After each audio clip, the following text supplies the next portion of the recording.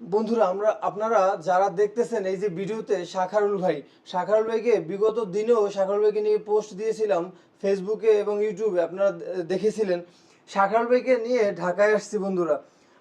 শাখারুল ভাইকে আজকে একটি প্রাইভেট মেডিকেলে ডক্টর দেখিয়েছি। ডক্টর বলছে শাখারুল ভাইয়ের চিকিৎসা বাংলাদেশে করা সম্ভব, তবে ধাপে ধাপে অপারেশনটা কার্যক্রম করতে হবে। হ্যাঁ, সেটা দুইবারেও অপারেশনটা লাগতে পারে এবং তিনবারও প্রয়োজন হতে পারে।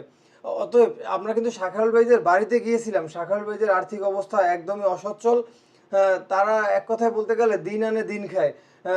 বন্ধুরা, আপনাদের সহযোগিতায়, আপনাদের দানে কিন্তু এর আগেও বিগত দিনে অনেক মানুষের চিকিৎসা হয়েছে। আশা করি আপনারা শাখারুল ভাইয়ের দিকে এগিয়ে আসবেন, শাখারুল ভাইয়ের জন্য সাহায্যের হাত বাড়িয়ে দিবেন। শাখারুল ভাইয়ের চিকিৎসা হোক, শাখারুল ভাই সুস্থ থাকুক, শাখারুল ভাই আমাদের মতো স্বাভাবিক জীবনে বেঁচে থাকুক।